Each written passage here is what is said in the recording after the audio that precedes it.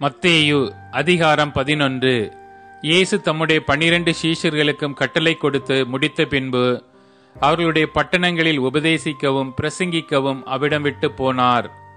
அத்தருணத்தில் காவலில் இருந்த யோவான் கிறிஸ்துவின் கிரியைகளை குறித்து கேள்விப்பட்டு தன் சீஷரில் 2 பேரை அழைத்து, வருகிறவர் நீர்தானா அல்லது வேறொருவர் வர காத்திருக்க வேண்டுமா என்று அவரிடத்தில் கேட்கும்படி அனுப்பினான். இயேசு அவர்களுக்கு பிரதியுத்தரமாக, நீங்கள் கேட்கிறதையும் காண்கிறதையும் யோவானிடத்தில் போய் அறிவியுங்கள்.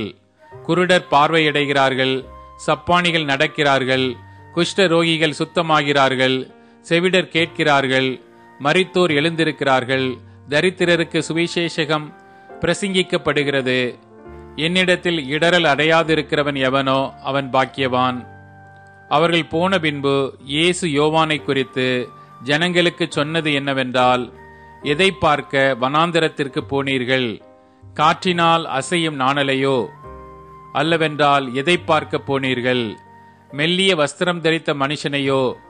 மெல்லிய வஸ்திரம் தரித்தவர்கள் அரசர் மாளிகைகளில் இருக்கிறார்கள்.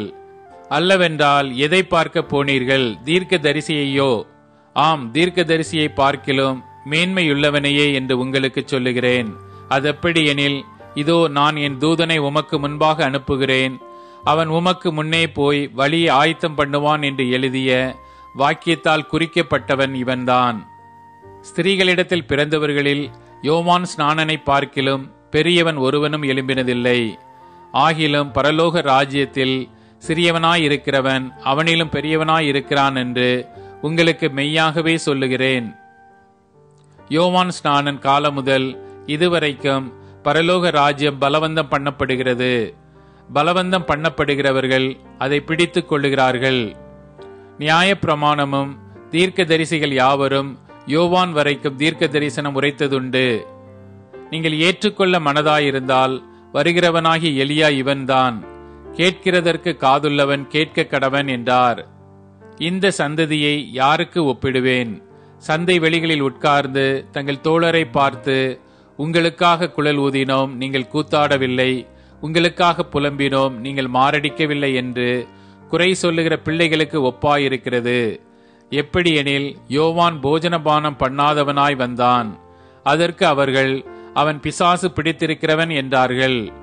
மனுஷகுமாரன் போஜனம் பண்ணுகிறவராய் வந்தார், அதற்கு அவர்கள், இதோ போஜன பிரியனும் மதுபான பிரியனுமான மனுஷன், ஆயக்காரருக்கும் பாவிகளுக்கும் சிநேகிதன் என்கிறார்கள். ஆனாலும் ஞானமானது அதன் பிள்ளைகளால் நீதியுள்ளதென்று ஒப்புக்கொள்ளப்படும் என்றார். அப்பொழுது தமது பலத்த செய்கைகளில் அதிகமானவைகளை செய்ய கண்ட பட்டணங்கள் மனம் திரும்பாமற் போனபடியினால் அவைகளை அவர் கடிந்து கொள்ளத் தொடங்கினார். குராசீனே உனக்கு ஐயோ! பெத்சாயிதாவே உனக்கு ஐயோ! உங்களில் செய்யப்பட்ட பலத்த செய்கைகள் தீருவிலும் சீதோனிலும் செய்யப்பட்டிருந்ததானால் அப்பொழுது இரட்டுடுத்தி சாம்பலில் உட்கார்ந்து மனம் திரும்பி இருப்பார்கள். நியாய தீர்ப்பு நாளிலே உங்களுக்கு நேரிடுவதை பார்க்கிலும் தீருவுக்கும் சீதோனுக்கும் நேரிடுவது லகுவாய் இருக்கும் என்று உங்களுக்கு சொல்லுகிறேன். வான பரியந்தம் உயர்த்தப்பட்ட கப்பர் நகுமே, நீ பாதாள பரியந்தம் தாழ்த்தப்படுவாய். உன்னில் செய்யப்பட்ட பலத்த செய்கைகள் சோதமிலே செய்யப்பட்டிருந்ததானால் அது இந்நாள் வரைக்கும் நிலைத்திருக்கும். நியாய தீர்ப்பு நாளிலே உனக்கு நேரிடுவதை பார்க்கிலும் சோதோம் நாட்டிற்கு நேரிடுவது லகுவாய் இருக்கும் என்று உங்களுக்கு சொல்லுகிறேன். அந்த சமயத்தில் இயேசு சொன்னது, பிதாவே, வானத்துக்கும் பூமிக்கும் ஆண்டவரே, இவைகளை ஞானிகளுக்கும் கல்விமான்களுக்கும் மறைத்து பாலகருக்கு வெளிப்படுத்தினபடியால் உம்மை ஸ்தோத்திரிக்கிறேன்.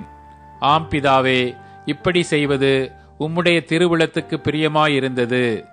சகலமும் என் பிதாவினால் எனக்கு ஒப்பு கொடுக்கப்பட்டிருக்கிறது. பிதா தவிர வேறொருவனும் குமாரனை அறியான். குமாரன் எவனுக்கு அவரை வெளிப்படுத்த சித்தமாயிருக்கிறாரோ அவனும் தவிர வேறொருவனும் பிதாவை அறியான். வருத்தப்பட்டு பாரம் சுமக்கிறவர்களே, நீங்கள் எல்லாரும் என்னிடத்தில் வாருங்கள், நான் உங்களுக்கு இளைப்பாறுதல் தருவேன். நான் சாந்தமும் மனத்தாழ்மையுமாயிருக்கிறேன். என் நுகத்தை உங்கள் மேல் ஏற்றுக்கொண்டு என்னிடத்தில் கற்றுக்கொள்ளுங்கள், அப்பொழுது உங்கள் ஆத்துமாக்களுக்கு இளைப்பாறுதல் கிடைக்கும்.